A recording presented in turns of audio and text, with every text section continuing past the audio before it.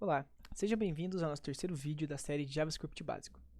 Você está no canal Programação Fortificada e eu sou Eduardo Scrobot e sou eu que vou estar acompanhando vocês nessa jornada do JavaScript.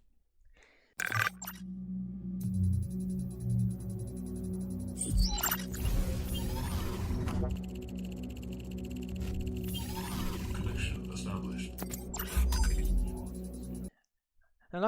Na segunda aula, a gente vai falar sobre tipos de dados e variáveis, certo? Vamos criar o nosso arquivo aqui, script.js, para a gente começar a escrever nossos códigos. E vamos direto falar sobre nossas variáveis, certo?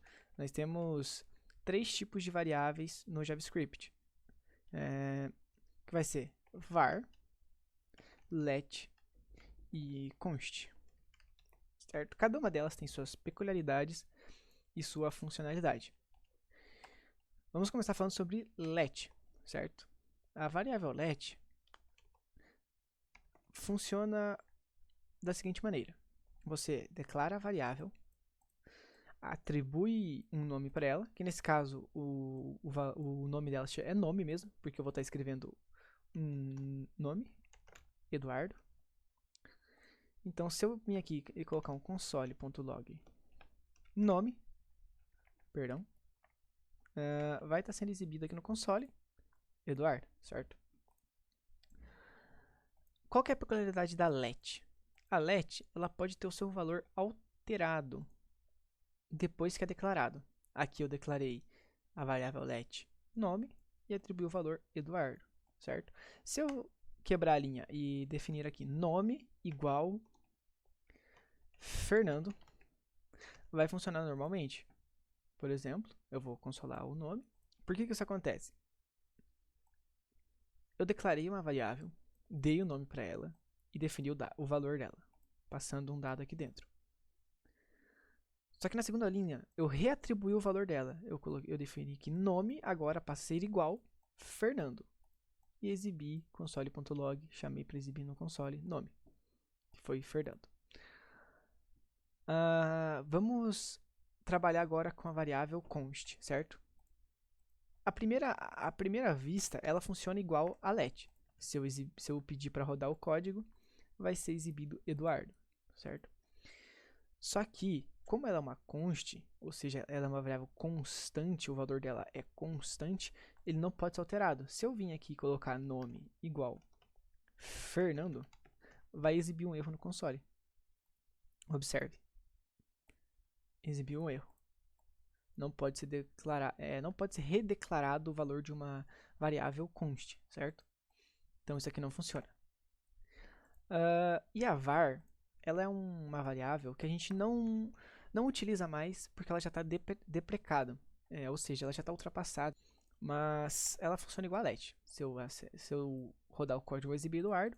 Se eu mudar o valor da variável depois da sua declaração para Fernando, vai funcionar normalmente. Só lembrando que isso aqui podia ser qualquer coisa, tá? Por exemplo, fruta, banana. Vamos passar aqui, trocar, só alterar esse nome e rodar. Vai ser exibido banana.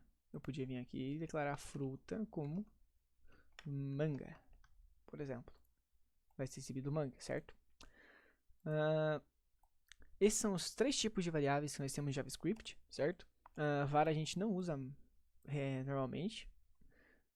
Além disso, o var tem uma peculiaridade de afetar o escopo global. O que é isso?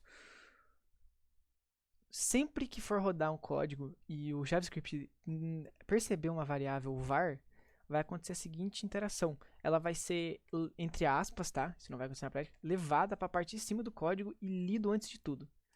Isso é um erro bem grave, certo? Mas por enquanto vocês não precisam se preocupar com isso e a gente vai evitar o uso da var. Só mudando agora aqui o foco, vamos falar sobre os tipos de dados, certo? Nós temos vários tipos de dados em JavaScript. No entanto, a gente vai estar focando em numbers string nessa aula, certo? Que são os tipos de dados mais básicos e que não vão quebrar tanto a cabeça de vocês, certo? Então, strings barra numbers. Vamos começar falando sobre strings. String é quando você diz para o JavaScript que você vai escrever um trecho de texto, entre aspas, certo? Tudo que tiver dentro de uma string vai ser interpretado como texto. Vamos ver na prática. Se eu criar uma variável nome e declarar o valor dela como Eduardo, perceba que ele está entre aspas. Por quê? Porque é uma string. Eu quero que o JavaScript entenda isso como um texto, certo? Então, se eu der o console.log, nome vai ser exibido Eduardo, certo?